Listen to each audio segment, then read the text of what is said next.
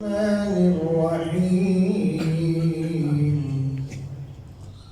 والعصر إن الإنسان لفي خسر إلا الذين آمنوا وعملوا الصالحات وتواصوا بالحق وتواصوا بالصبر. وقال النبي عليه الصلاة والسلام: الكيس من دان نفسه وعمل لما بعد الموت، والعاجز من أتبع نفسه هواه وتمنى على الله. অত্যন্ত মুবারক দিনে সুস্থ রেখে তারপরে হাজিরা দেওয়ার তৌফিক দান করেছেন, আলহামদুলিল্লাহ। এই আজকে দিন, এই দিনটা হলো মুহররম মাসের প্রথম দিন। তার মানে হলো আমাদের থেকে একটা বছর চলে গেছে, আবার নতুন একটা বছর এসেছে। ইংরেজি বছর যখন শেষ হয় তখন সবাই আপনার নতুন বছরকে বরণ করে নেয়। 31 ডিসেম্বর রাত 12টার পরে অনেক কিছু করে, নিউ ইয়ার। কিন্তু এটা যেহেতু আরবি বর্ষ, ইসলামী বর্ষ, এই জন্য এই বর্ষ পালন, যেটা বর্ষ পালনের কোনো রেওয়াজ নাই। তবে আমাদের জন্য এক বছর শেষ হয়ে যখন আবার নতুন বছর শুরু হয়, মানে এই রেওয়াজি পন্থায় না যাইয়া আমাদেরকে একটু ভাবনার জগতে যেতে, যে আসলে আমার জীবন থেকে একটা বছর গেল, আবার নতুন একটা বছর আসলো। এটা আনন্দের কোনো জিনিস না, উল্লাসের কিছু নাই, এখানে আনন্দের কিছু নাই, উল্লাসের কিছু নাই। এখানে আছে হিসাবের বিষয়, হিসাবের বিষয় আছে। কারণ কয়েক সেকেন্ডে হয় মিনিট, আর কয়েক মিনিটে কি হয় ঘন্টা, কয়েক ঘন্টায় দিন, কয়েক দিনে মাস, কয়েক মাসে বছর, আর কয়েক বছর একটা মানুষের লাইফ সাধারণত।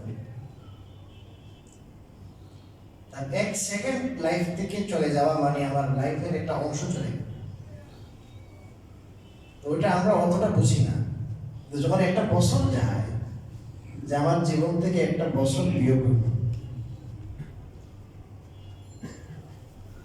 এখন আমি হিসাব করে দেখব যে আমি এই বিগত এক বছরে করলাম কি, আমার করণীয় ছিল কি, প্ল্যান কি ছিল, আমি কতটা করতে পারলাম, কতটা আমি করতে পারলাম না, আমি কতটা সফল, কতটা ব্যর্থ, এটার হিসাব নিকাশ করব। কোরআনে কারীমে আল্লাহ রাব্বুল আলামিন একটি ছোট্ট সূরা নাযিল করেছেন। এই সূরার নাম সূরাতুল আসর, আহসানু সূরাতিন ফিল কুরআন। ছোট্ট সূরা, কিন্তু এই সূরাটা খুবই গুরুত্ব বহন করে, ভেরি ইম্পর্টেন্ট। ইমাম শাফি রাহমাতুল্লাহ আলাইহি বলেছেন যে আল্লাহ যদি শুধু এই সূরাই নাযিল করতেন, এটা এনাফ ছিল, এতটা গুরুত্বপূর্ণ। এই সূরার যে বক্তব্য, আল্লাহ যে এই সূরাতে যে বিষয়টা বলেছেন, উপস্থাপন করেছেন, ওইটাকে বুঝাইবার জন্য, ওইটার গুরুত্ব বুঝাইবার জন্য আল্লাহ তাআলা সময়ের শপথ করেছেন। ওয়াল আসর মানে সময়ের শপথ। কোরআনে আল্লাহ যত জিনিসের শপথ করেন, ওই জিনিসগুলো খুবই ইম্পর্টেন্ট, খুবই গুরুত্বপূর্ণ। তার মানে কি বুঝাইছে যে তোমাদের জীবন এটা হেলায় খেলায় কাটানোর জিনিস না। সময় যেটা আছে, সময় ভেরি ইম্পর্টেন্ট জিনিস। এই জগতে যত বৈজ্ঞানিক তৈরি হয়েছেন এরা জীবনে বিজ্ঞানী হয়েছে সময়ের মূল্যায়ন করে। এই জীবনে যত বড় আলেম হয়েছেন, বড় আলেম ওলামা হয়েছেন, এই আলেম ওলামা এমনি এমনি হওয়া যায় না। আল্লাহ তাআলা তো এই লাইনে আমাদের রেখেছেন, কি পরিমাণ কষ্ট করতে হয়, হাজার হাজার পৃষ্ঠা, হাজার হাজার পৃষ্ঠা পড়তে হয়। শুধু পড়ে শেষ না, এগুলো বুঝতে হবে।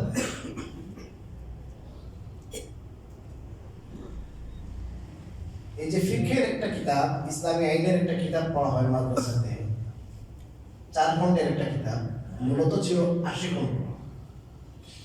80 খণ্ডকে উনি আবার ছোট্ট করে ওটা 4 খণ্ডে লিখেছেন।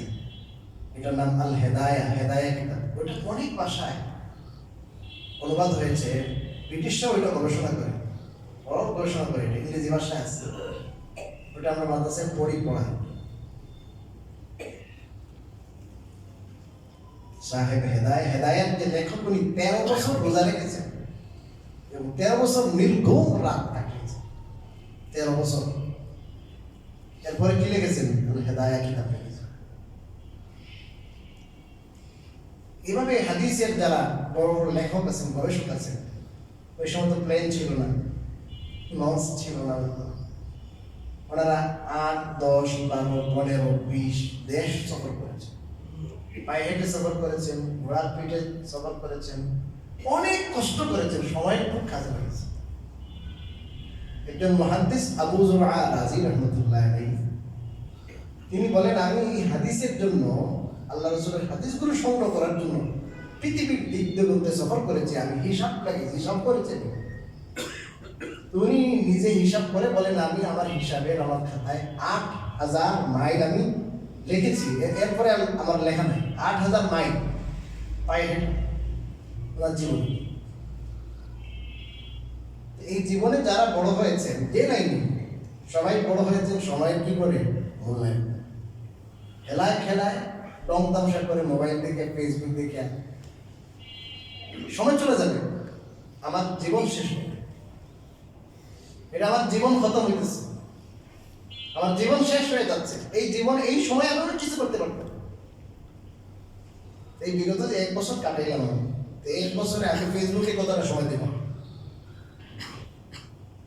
এই 1 বছরে আমি দোকানে, চায়ের দোকানে আড্ডায় কতটা সময় দিলাম, খেলাতে কতটা সময় দিলাম, টেবিলে কথাবার্তায় কতটা সময় দিলাম, ঘোরাফেরায় কতটা সময় দিলাম, আর আমার নামাজে কতটা সময় লাগছে, জিকিরে কতটা সময় লাগছে, আল্লাহর দ্বীনের কাজে কতটা সময় লাগছে, আমি দুনিয়ায় জায়েজ কত আমি ইনকাম করার জন্য আমি কতটা সময় দিয়েছি, আমি আমার মা বাবার খেদমত, আত্মীয় স্বজনের খেদমত, ঘর গোছানোর কাজে আমি কতটা সময় দিয়েছি।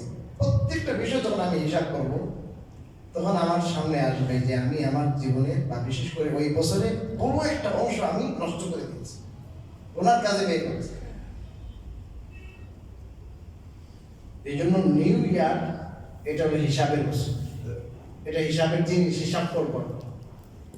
আল্লাহ রাব্বুল আলামিন এই জন্য বলেন, ওয়াল আসর ইন্নাল ইনসানা লাফি খুসর, সকল মানুষ ধ্বংসের মধ্যে, ক্ষতির মধ্যে আছে সব মানুষ।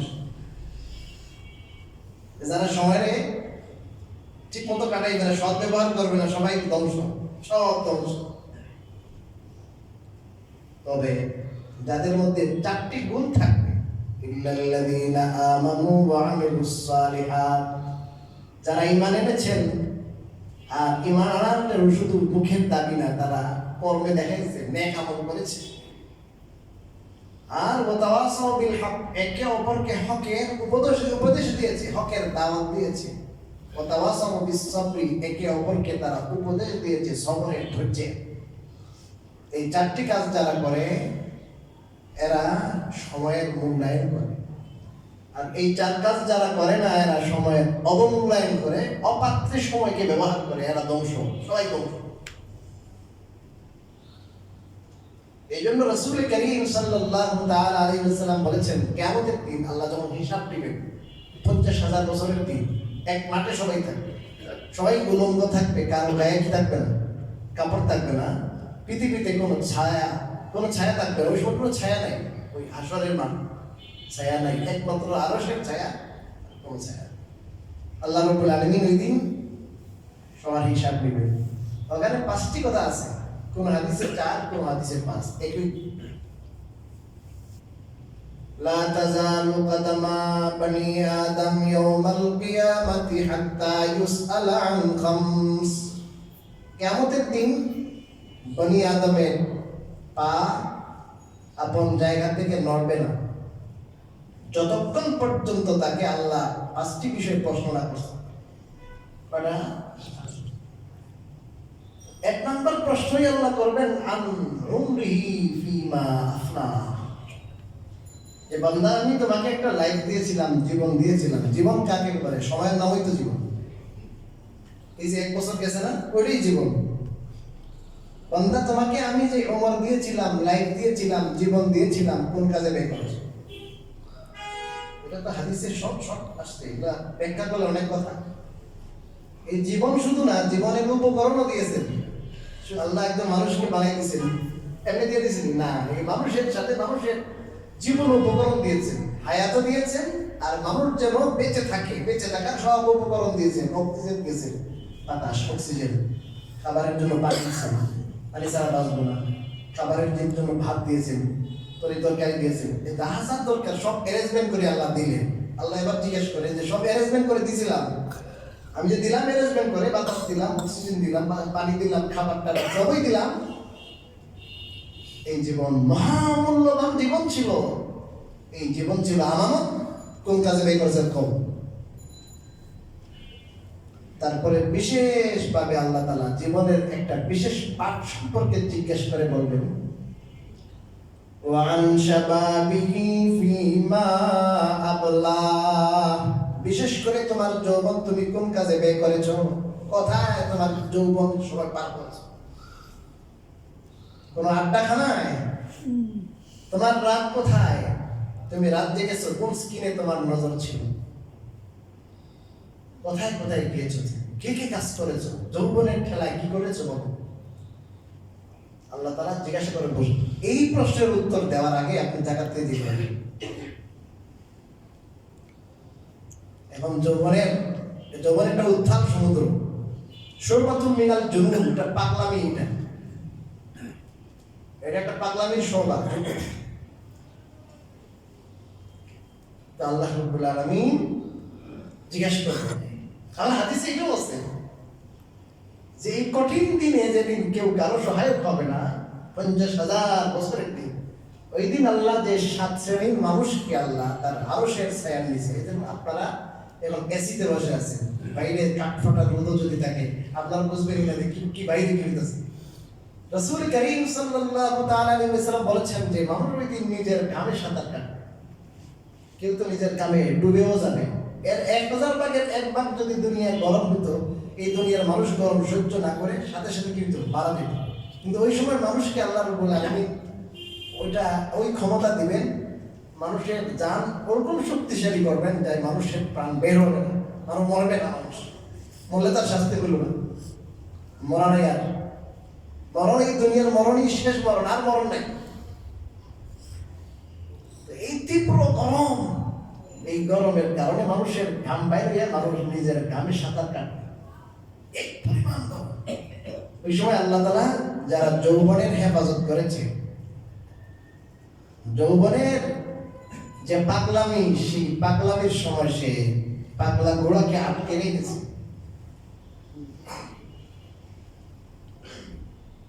সে আল্লাহ এবং আল্লাহ রাসূলের নির্দেশনার বাইরে পা রাখে। এই ধরনের যুবকদেরকে আল্লাহ রাব্বুল আলামিন ওই দিন বিশেষায়িত আপনার মেহমানদারির ব্যবস্থা, আল্লাহ তাআলা আরশের ছায়ার নিচে কি দিবে? ছায়া। 50,000 বছর এক ওয়াক্ত নামাজ পড়ে আরেক ওয়াক্ত, যেমন আপনারা জুমাতে আসছেন, আসর আসতে বেশি দেরি নাকি? কথা বলেন। ওই এক ওয়াক্ত থেকে আরেক ওয়াক্ত নামাজ পর্যন্ত যে শর্ট টাইম, মনে করবো 50,000 বছর চলে গেছে, ওরকম শর্ট টাইম মনে করবো। এদের কেমন হয়ে দিচ্ছে? অন্যদের নিজের গামে সাঁতার কাটতেছেন, পানির কারণে কলজাটা ফেটে যাবে, পানি নাই। এই কঠিন মুহূর্তে আল্লাহ তাআলা তাদেরকে ভিভিআইপি মেহমান বানাইবে, যারা যৌবনের হেফাজত করে এদেরকে। এই যে আপনারা নামাজে আসছেন না, আপনার মন যদি এমন থাকে যে এক নামাজ পড়ে আরেক নামাজের জন্য অপেক্ষা করে, মসজিদের সাথে মনটা লটকাও থাকে, ঝুলন্ত থাকে। এক নামাজ পড়ে নামাজ দোয়া দূর করে বের হয়েছে, মসজিদের বাইরে তো ভালো লাগে না, কাজ কামে যাওয়া লাগবে টান, কিন্তু মসজিদে যেন মনটা থাকে কোথায়? মসজিদ।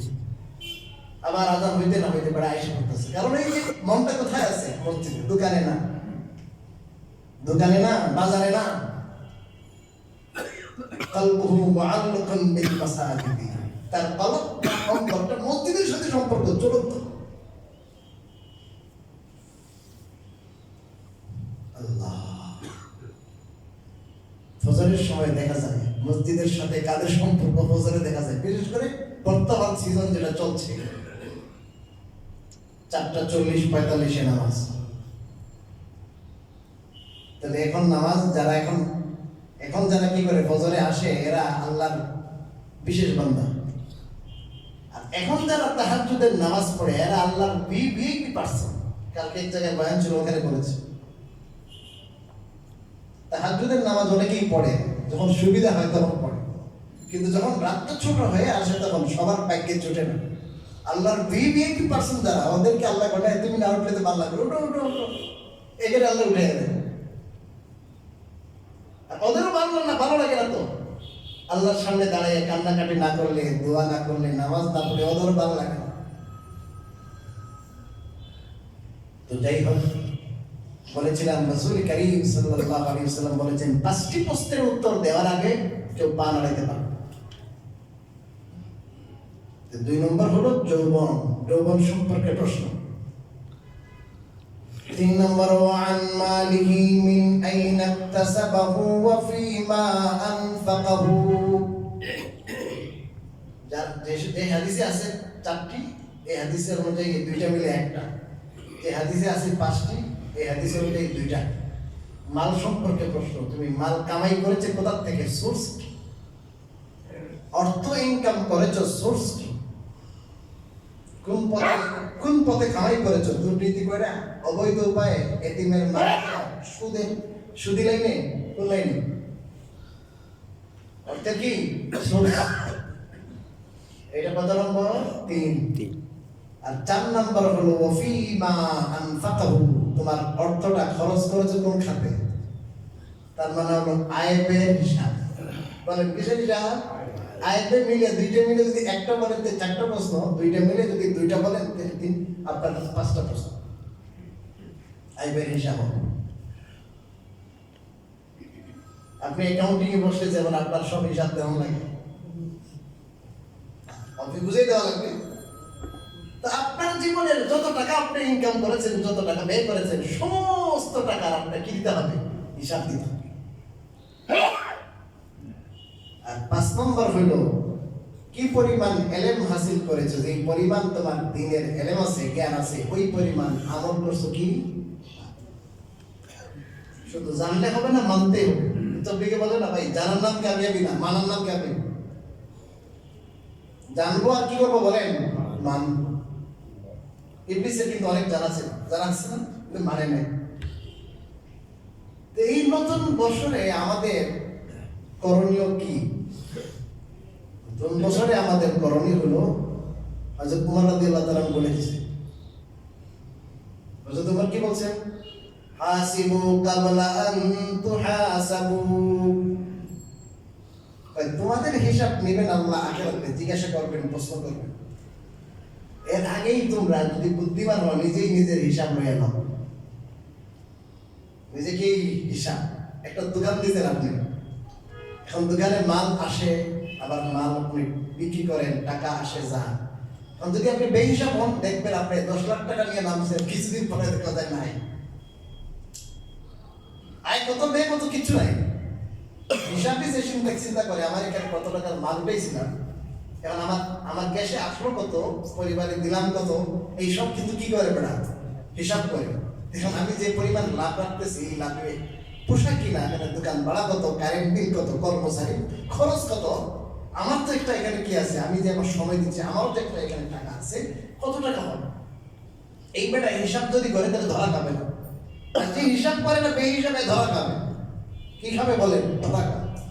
হযরত ওমর বলেন যে তুমি ধরা খাওয়ার আগে নিজেই কি করো? নিজের হিসাব নাও, তাইলে আখিরাতের হিসাব সহজ হবে। কি হবে? সহজ হবে। এটা তো আল্লাহ কোরআনে সূরা হাশরে বলেছে, ইয়া আইয়ুহাল্লাযীনা আমানু ইত্তাকুল্লাহা ওয়াল তানজুর নাফসুম মা কদ্দামাত লিগাদিন ওয়াত্তাকুল্লাহ ইন্নাল্লাহা খাবীরুম বিমা তা'মালুন।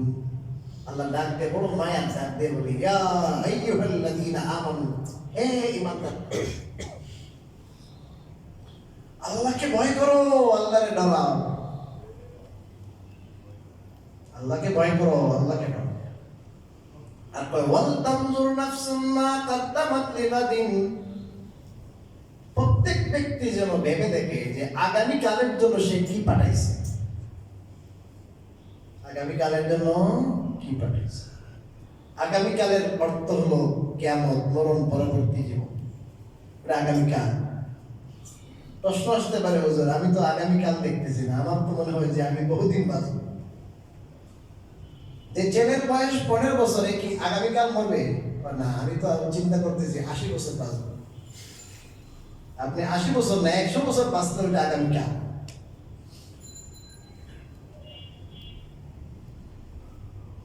সূরা মুমিনুনের শেষে আল্লাহ রাব্বুল আলামিন এই মর্মে বলেন, সূরা মুমিনুনের শেষে আল্লাহ তাআলা যারা জীবনের সময়ের দাম দেয় নাই, আখিরাতে যে ধরা পড়বে, ওদের জিজ্ঞেস করবে। কি জিজ্ঞেস করবে? قال كم لبثتم في الأرض عدد سنين। এই তোমরা দুনিয়াতে কত বছর অবস্থান করেছো? আল্লাহ জিজ্ঞেস করবেন, দুনিয়াতে কত বছর ছিলা? قالوا لبثنا يوما أو بعض يوم فاسأل العادين। আল্লাহ তো কত মেহেরবান দেখেন, ওই যা হবে ঘটনা ঘটবে ওটা আগেই আল্লাহ সব বলে দিতেছে, যাতে করে দোকান আফসোস করতে যেন না হয়, আগেই সব বলে দিতেছে। আল্লাহ বলেন এই সমস্ত ধরা খাওয়া মানুষের উত্তর দিবে যে আল্লাহ দুনিয়াতে আমরা একদিন বা একদিনের অংশ বিশেষ, আধা দিন, এক বেলা দুনিয়াতে ছিলাম। দুনিয়াতে 100 বছর ছিল, 80 বছর ছিল, বেড়ার পরে আল্লাহরে কি বলে? একদিন আধা দিন ছিল। তার মানে আখিরাতে গেলে মানুষ দুনিয়ার জীবনকে খুব কি মনে করবে বলেন? খুবই ছোট্ট মনে করবে। ইল্লা আশিয়াতান আও যুহাহা, কিয়ামতের বিভীষিকাময় অবস্থা যখন দেখবে তখন মনে হয় এক সন্ধ্যাবেলা, এক সকালবেলা, এরকম মনে হবে। চাষের সময় থাকে অল্প সময়, এক বেলা, একদিনও না। এই দুনিয়াকে অনেক বিশাল মনে করতেছি আমরা, এই জন্য দুনিয়ার অনেক আয়োজন, দুনিয়ার ক্ষতিকে অনেক ক্ষতি মনে করি, দুনিয়ার লাভকে, দুনিয়ার সুবিধাকে অনেক কিছু মনে করতেছি। কিন্তু আখিরাত যখন আসবে তখন মনে করবে হায় রে, দুনিয়া তো কিছুই ছিল না। এই জন্য আল্লাহ ডাক দিয়ে বলে ওয়াল তানজুর নাফসুম মা কদ্দামাত লিগাদ, প্রত্যেকে যেন চিন্তা করে, ভাবনা করে আগামী কালের জন্য আমি কি পাঠাইলাম। উদাহরণ দিলে সহজেই 30টা বুঝে আসবে আপনাদের। আপনারা এখানে অনেকে আছেন, আমিও দেখতেছি, আমাদের শরীফ ভাই উনিও ছিল, জাপানে ছিল, অনেক আছেন আপনারা। আপনারা যারা বিদেশে যান, বিদেশে ছিলেন, আপনাদের সব সময় মনের একটা খেয়াল থাকে যে আমি এখানে এসেছি কিন্তু মুসাফির, ক্ষণিকের মুসাফির। আমি এসেছি বিরাট উদ্দেশ্য নিয়ে। এখানে যেহেতু টাকার দাম বেশি, দিরহাম, পাউন্ড, ডলার, বিভিন্ন দেশে বিভিন্ন দাম বেশি, এখানে আসে কি চাকরি করলে ইনকাম বেশি হবে, তা আমি অল্প কিছুদিন এখানে থেকে আমি দেশের টাকা পাঠাবো।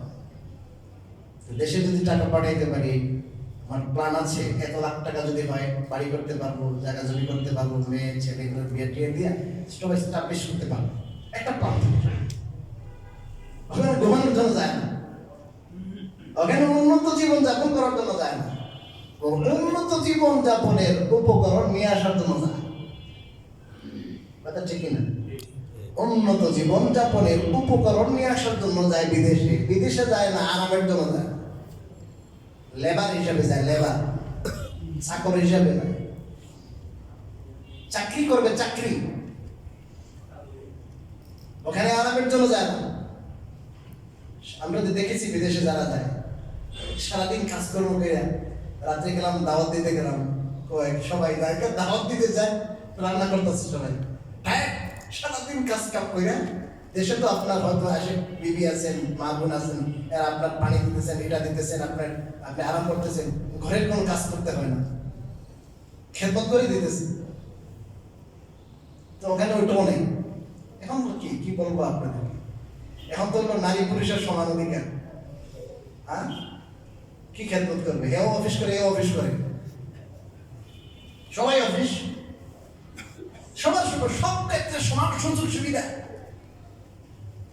সব ক্ষেত্রে সমান সুযোগ সুবিধা দেন। আপনি অফিস করেন, বউ অফিস করে, আপনি আসার পরে আপনাকে ঠান্ডা পানি দিবে, আপনাকে একটু রেস্ট করাইবে, আপনাকে একটু আনন্দ দিবে। কে ঘরে সব কাজ কাম করে একবার পিন একবার এসে আপনার রেডি হয়ে সব কিছু রেডি করে রাখছে, কত কষ্ট করে আইতেছে, বেলের শরবত রাখছে, তরমুজের শরবত রাখছে, আম কেটে ফ্রিজে রাখছে, চালের ভর্তা বানায় রাখছে, এরপরে 2-4 পদের আইটেম খানা টানা রেডি করে রাখছে এবং খেয়ে সে ছায়ের মধ্যে থাকবে, সুন্দর থাকবে, পরিপাটি থাকবে, দেখতে ভালো লাগবে, লাবণ্যময়। বাইরে আপনি মেহনত করবে আসবে, মানে সবাই বাইরে মেহনত করবে, সব বাইরে। আর মনের মধ্যে কি একজনে আরেকজনের প্রতি শুধু সন্দেহ আর সন্দেহ, আর পরকে এইটা ওটার সাথে চলে গেছে না। এই জমানায় পরকে বেশি বেড়ে গেছে তো, এই আল্লাহর বিধান না বোঝার কারণে, আল্লাহর বিধান না মানার কারণে। যদি মানুষের নাও দেয়, বাংলাদেশের মানুষ তো ইসলাম প্রিয়, তাহলে সংরক্ষিত করে ফেলাই, সংরক্ষিত করে ফেলাই। আরে ভোট তো গণতান্ত্রিক একটা সিস্টেম। গণতান্ত্রিক সিস্টেমের অর্থ কি? যে আপনারা এখানে আছেন 1000 মানুষ, 1000 মানুষে যাকে কি করবেন, পছন্দ করবেন, সে আপনাদের দায়িত্ব নিবে, এই তো 1000 মানুষ, আপনারা 1000 মানুষে যাকে পছন্দ করবে সেই দায়িত্ব নিবে। এখন সংরক্ষিত অর্থ হলো আমাদের আস্থার দরকার নেই, এমনি আমাদের আস্থা নাই, আমাদের ট্যাক্সের টাকা তাকে বেতন হিসাবে দেওয়া হবে, আমাদের আস্থা আছে। সংরক্ষিত মানে হলো ভোটে নির্বাচিত নয়, সংরক্ষিত কোনো মানুষের আস্থা নাই। মানুষের আস্থা, জনমানুষের আস্থা নিয়ে যান, ভোট নিয়ে যান, দেন সরাসরি আসুক, নারীও আসুক, পুরুষও আসুক, কাকে নির্বাচন দেয় দেখেন না। এই জন্য দেখেন হিন্দুরা যায় না, আমাদের সংরক্ষিত আসন দরকার, কারণ মেজরিটি মুসলমান, আমাদের কি দিব না, ভোট দিব না। এখন কয় কি দেখেন, ভোট দেখানোর দরকার নাই, পুলিশ বিভাগে যান, সচিবালয়ে যান, হিন্দু দিয়ে বাড়া, কয়টার জন্য কি দরকার নাই, ভোটের দরকার নাই। আসলে কোথায় কি করতে হয় না করতে হয়, খুবই সূক্ষ্মভাবে এগুলো ঘটনা ঘটেছে। আমরা তো শুধু আন্দোলন করি, এটা করি, ওইটা করে, বাইন করি, সেট করে দিচ্ছে ওই সমস্ত ইসলাম বিদ্বেষীদেরকে, জায়গায় জায়গায় ঢুকে দিচ্ছে, মারতে হবে। অসি আশ্চর্য হয়ে যাবে, ম্যাক্সিমাম অসিগুলো ছিল আপনার কিন্তু, ম্যাক্সিমাম। এখনো বহু জায়গায় আছে, এখানে তো কি দরকার নাই নির্বাচনের দরকার। এটা কথার থেকে কোথায় এসেছে বললাম, আপনারা গণতান্ত্রিক পথে হাঁটেন, গণতন্ত্র রক্ষা করবেন, তাহলে সংরক্ষিত কি দরকার? এরা তো অনেক শিক্ষিত, অনেক অ্যাডভান্স, শিক্ষিত, অনেক কাজ করতে পারবে, অনেক মানুষের আস্থা নিয়ে যাক, মানুষের ভোট নিয়ে যাক। আর কোন দেশে পাইছেন? উন্নত যত বিশ্ব আছে, কোথায় পাইছেন যে 100 আসন এমনি দেওয়া হয়ে গেছে? দাম এটা কোথায় আছে? আমাদের মাথায় কাঠল ভাঙিয়ে খেতে ভালো লাগে।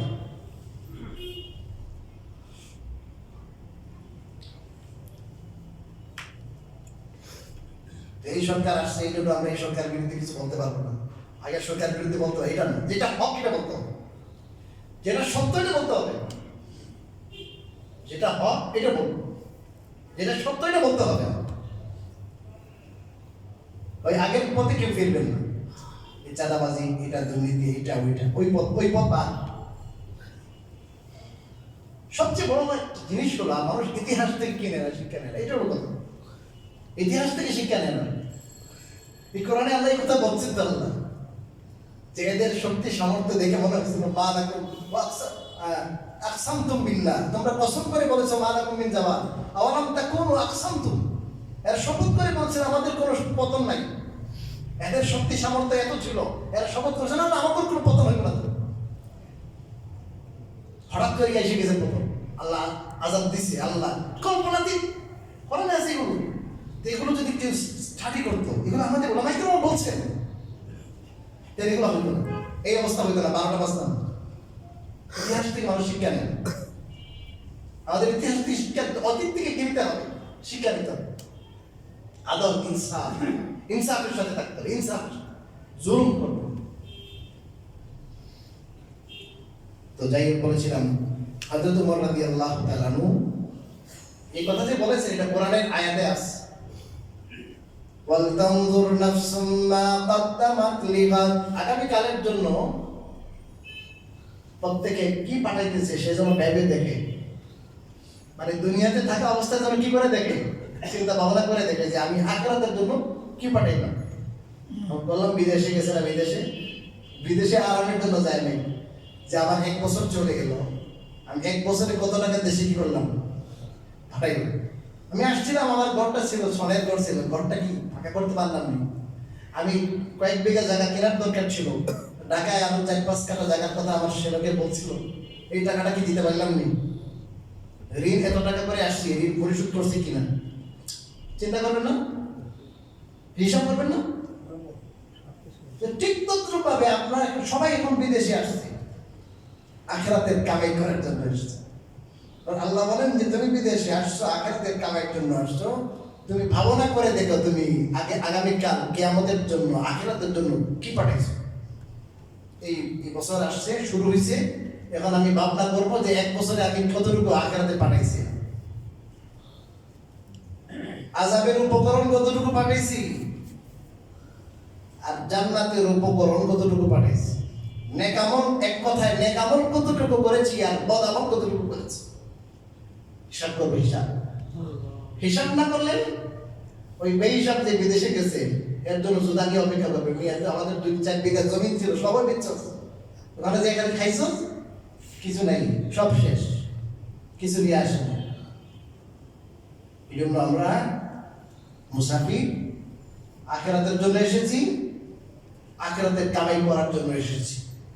এই জন্য আমরা আমাদের ভাবনাকে একটু চেঞ্জ করি, শুধু দুনিয়া নিয়ে ভাববো না, দুনিয়া নিয়ে শুধু ভাববো না, দুনিয়া নিয়ে শুধু থাকবো না। এই দুনিয়ায় সবাই দুনিয়ায় ছিল, কিন্তু এখন কেউ নাই, এখন আমরা আছি, আমরাও থাকবো না। এটাই সত্য, এটাই সত্য, এটাই সত্য। বাদশাহ হারুন রশিদের জন্য বলেছিলেন ইন্তেকালের সময়, আমি যখন মরবো আমার কাফন থেকে 2 হাত একটু বাইর করে দিও, যেন মানুষ দেখে হারুন এত বড় রাজ্যের রাজা ছিল, কিন্তু যেমন এসেছিল খালি, যাচ্ছেও খালি যাব। এই জন্য আমাদের মহাপ্রমে শিক্ষা দেওয়া, বিগত বছরের হিসাব নেব, হিসাব নিয়ে যখন দেখবো গুনাহ বেশি করেছি তওবা করব, যে আল্লাহ যে সময় নষ্ট করেছি, বড় সম্ভাবনাময় জিনিস ছিল, সময় সম্ভাবনাময় জিনিস, এটাকে কাজে লাগিয়ে অনেক কিছু হইতো, আল্লাহ আমি নষ্ট করছি। আর যেগুলো ভালো হয়েছে আলহামদুলিল্লাহ, আলহামদুলিল্লাহ ভালো, আলহামদুলিল্লাহ আমি নামাজ পড়তে পারছি, চিল্লা দিতে পারছি, আলেমদের সাথে সময় লাগাইছি, মসজিদে সময় লাগাইছি, তাফসিরে সময় দিয়েছি আমি, আলহামদুলিল্লাহ। আর যখন দেখবো যে না আমি এই সময়টা আমি নষ্ট করছি, তখন বলবো আস্তাগফিরুল্লাহ, আস্তাগফিরুল্লাহ, আল্লাহ আমি ভুল করছি। এভাবে আমি যখন নিজের ভুলটা ধরবো, তখন দেখবেন সামনে আপনি নিজেকে সংশোধনের একটা চিন্তা আপনি করবেন। এভাবে ইনশাআল্লাহ আমাদের জীবনকে সাজাবো। এই মহরমে অনেকগুলো ঘটনাও ঘটেছে, অনেক তাৎপর্যপূর্ণ জিনিস। একটা হলো এই তারিখ, যেটা আরবি সন, আমরা অনেক ডিলেমি করি, আরবি সনটা আমরা মনে রাখতে পারি না। আরবি সন মনে রাখা, আরবি তারিখ মনে রাখা ফরজে কেফায়া, ফরজে কেফায়া। এটা যদি মনে না রাখেন তাহলে অনেক কিছুর মধ্যেই ব্যত্যয় করবে। এই যে রোজা বলেন, মুহররমের রোজা 10 তারিখ, এটা কেমনে রাখবেন? শবে বরাত আসবে কোথায়? শবে বরাত তো এই আরবি তারিখে উঠবেই, রমজান তো আরবি তারিখ অনুযায়ী, ঈদ আরবি তারিখ অনুযায়ী, হজ আরবি তারিখ অনুযায়ী, কোরবানি আরবি তারিখ অনুযায়ী। যদি আমি কি করলাম না আরবি তারিখে আমার মনে নাই, এখন ভাই আমরা আরবি তারিখটা মনে রাখি। এখন তো মোবাইলে অ্যাপস আছে, এদিক সেদিক হয়ে যায়, ওটা আবার এডিট করা যায়, রেখে দেবেন, সবসময় দেখবেন। আপনাকে কেউ যদি জিজ্ঞেস করে ভাই আজকে কত তারিখ, আপনি যদি বলতে পারেন। অনেক মসজিদে আছে সিস্টেম, এখানে তারিখ দেওয়া থাকে, বড় আগে রাখে দিয়ে দেবে, চেঞ্জ করে দেয়, তারিখে তারিখে চেঞ্জ করে, আজকে এত তারিখ। এখন 1447 শুরু হয়েছে, কত? 1447 হিজরি, কত? 1447, মানে 1447 বছর হিজরতে, রাসূল কারীম সাল্লাল্লাহু আলাইহি ওয়াসাল্লামের হিজরতে, যখন উনি মক্কা থেকে কি করেন মদিনায় হিজরত। ওমর রাদিয়াল্লাহু তাআলা এর যুগে এটা আবিষ্কার হয়েছে। উনি চিঠি লেখেন, ওখানে তারিখ তারিখ কিছু নাই, কোনটা আগে কোনটা পরে সমস্যা হয়ে যায়। তো ওনার কাছে চিঠি লেখা হলে হযরত একটু মশওয়ারা করে একটা কি করেন, একটা সনের আবিষ্কার করেন। আগের থেকে ছিল ওটা তো ঈসাই, এটা ঈসাই সন, ইসলামিক সন। তখন হযরত ওমর রাদিয়াল্লাহু তাআলা বড় সাহাবাদের নিয়ে মশওয়ারা করছে। কেউ কেউ বলেন রাসূলের জন্ম, কেউ বলেন রাসূলের ওফাতের দিন থেকে, অনেক কথা আসছে, কিন্তু এইসব গুলোকে কেটে দেওয়া হয়েছে বিভিন্ন দলিলের মাধ্যমে। যে না, সর্বশেষ একটা সিদ্ধান্ত হলো যে দেখেন, এই যে ইসলাম আর কুফরের মধ্যে, হক এবং বাতিলের মধ্যে পার্থক্য করেছে হিজরত। এই হিজরতের পর থেকে ইসলাম বিজয়ী হওয়া শুরু হয়েছে মদিনায়। এর আগে মদিনার হিজরত যেটা, এটা হলো আল ফারিকু বাইনাল হক ওয়াল বাতিল, বাতিল হক এবং বাতিলের মধ্যে পার্থক্য কাকে হিজরত। এই মদিনায় হিজরত, মক্কা থেকে মদিনায় হিজরত থেকে ধরেন, ওখান থেকে ধরা হয়েছে। এই হিসাবে রাসূলুল্লাহ সাল্লাল্লাহু আলাইহি ওয়াসাল্লামের ইন্তেকাল 11 হিজরিতে। কত হিজরি? 11 হিজরিতে হুজুরের ইন্তেকাল। হিজরত থেকে শুরু করে আজ 1447, 46 কি হয়েছে শেষ। এটা আমরা একটু কি করবো, খেয়াল করবো। এভাবে হিজরি নববর্ষ আসবে, আসলে আমরা প্রতি বছর নিজের হিসাব করবো। আসলে শুধু নববর্ষ না, প্রত্যেক দিন আমরা কি করবো, হিসাব করবো, প্রতি মুহূর্তে হিসাব করবো। বিশেষ করে নববর্ষ শুরু হবে, তখন আমরা বিগত বছর হিসাব করবো। এতে করে আমার জীবন সুসংগঠিত হবে, আমার এই জীবন কর্মময় হবে, আমার জীবন পুণ্যের আধার হবে, আমার জীবনে গুনার সংখ্যা কম হবে, আমার আখিরাতের হিসাব সহজ হবে। মুহররম এসেছে, শিয়ারা দেখবেন তাজিয়া মিছিল, অনেক কিছু। এখানে একটা ঘটনাও আছে, হযরত হুসাইন রাদিয়াল্লাহু তাআলা আনহুর শাহাদাতের ঘটনা, কারবালার ঘটনা। এটাও হয়েছে এই মুহররমেই হয়েছে।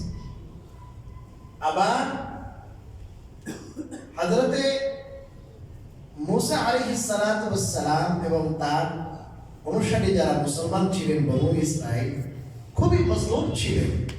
তাদেরকে আল্লাহ রাব্বুল আলামিন সেকালের সবচেয়ে বড় জালেম, পৃথিবীর শ্রেষ্ঠ জালেম ফেরাউন, এই ফেরাউন থেকে আল্লাহ মুক্তি দিয়েছিলেন মুহররমে। অনেকগুলো ঘটনা তাৎপর্যপূর্ণ। মুহররম খুবই কি তাৎপর্যপূর্ণ। আল্লাহ তাআলা আমাদেরকে এই মুহররম দিলেন, আবার আজকে শুক্রবার, এটাও অত্যন্ত তাৎপর্যপূর্ণ আমার কাছে মনে হচ্ছে। বছর শুরু হলো, আবার মুহররম দিয়ে শুরু হলো, আবার শুরুর দিন কি শুক্র হলো। বরকতময়, অনেক বরকত। এই বরকতময়কে আমরা কি করবো, কাজে লাগাবো, আমল করবো, তওবা করবো, বিগত জীবনের জন্য আল্লাহর কাছে অনুশোচনা করবো। দৃঢ়প্রত্যয়ী হবে যে আগামী যে সময়টা আমি পাবো, আমি আল্লাহর পথে আমার সময় ব্যয় করবো, জীবনকে ব্যয় করবো আল্লাহর জন্য। আমার জান, আমার মাল, এই সব কিছু আল্লাহর জন্য। রাজি আছেন তো ভাই? ইনশাআল্লাহ। আল্লাহ রাব্বুল আলামিন আমাদেরকে জানার, বোঝার, মানার তৌফিক দান করেন। আর বর্তমান যে সিচুয়েশন চলছে, শুকরিয়া আদায় করেন আল্লাহ তাআলা, যে ইরান ইসরায়েলের যে যুদ্ধ, অল্প সময়ের মধ্যে আল্লাহ তাআলা এত সুন্দর জয়দান করছেন। নাকালি জমানি এই পর্যন্ত যে কি পর্যন্ত ক্ষতি হয়েছে এদের, হিসাব করে বের করতে পারতেছে না, এত ক্ষতি হয়ে গেছে ওদের। আগে তো শুরু মারো, দাদাগিরি করতে পুরো মধ্যে পারছে না, দাদাগিরি খতম হয়ে গেছে। এখন গাজা নাকি ইসরায়েল, এটা আগের গাজার মতো অবস্থা করছে। আল্লাহ রাব্বুল আলামিন আমাদেরকে, আমাদের অন্তরকে আল্লাহ খুশি করছে, আমাদের চোখ শীতল করছে, পুরো আমাদের না, পুরো মুসলিম বিশ্বে। এই জন্য আল্লাহ শুকরিয়া আদায় করি, আলহামদুলিল্লাহ আল্লাহ তাআলা এটা করছে। ওই যদি আরেক দাদা যদি দাদাগিরি না করতো, দেখতো আরো কিছু দুই সাথে বাড়িতে মাঝখান থেকে দাদাগিরি করছে। এখন নিজে ভুল স্বীকার কেমনে করবো, এখন আরেকজনকে একটু বুঝেন নাই, তৃতীয় আরেকজনকে, এর ইন্ধনেই কিন্তু শুরু হয়েছে, এর ইন্ধনেই বড়টা। তো আল্লাহর কাছে দোয়া করি আমরা, দোয়া কাজে লাগে ভাই, বুঝছেন, দোয়া কাজে লাগে, দোয়া বেকার যায় না। মুসলমানদের মনের যে ক্ষোভ আর তাদের যে আহাচারি, এটা আল্লাহ আরশকেও নড়াই, বুঝছেন, এটা কাজে লাগে, আল্লাহ সময় নেন। তা আপনারা যে দোয়া করতেছেন, আপনারা যে কাজে টাকা পাঠাইছেন মুসলমানদের জন্য, আমরা এই যে খুতবাতে দোয়া করি, এগুলো সব আল্লাহর কাছে স্টুপ হয়, এটা জমা, এটা বেকার না। আমরা আল্লাহ অনেক হাকিম, আল্লাহ তাআলা হিকমতওয়ালা, প্রজ্ঞাবান। তা আমরা বুঝি না আসলে যে আল্লাহ তাআলা কখন কি করছে। দেখছেন কিরকম মাইন্ডটা দিয়েছেন, কেউ কল্পনা করতে পারছে যে ইসরায়েলের কি অবস্থা হবে আজকে? 1 মাস আগে, 15 দিন আগে তো কল্পনা করতে পারেনি। তাহলে এমন মাইন্ডটা দিব আল্লাহ, কি এইসব কিচ্ছু মানে কোনো কিছু হয় না। আল্লাহ তাআলা একভাবে ধ্বংস করে দেন, এদের টনক নড়ে গেছে। তো দোয়া করেন, প্রত্যেকে যার যার জায়গা থেকে সহায়তা করেন। আল্লাহ তাআলা আমাদেরকে বুঝার মাহমুদ করার তৌফিক দান করেন। আমিন।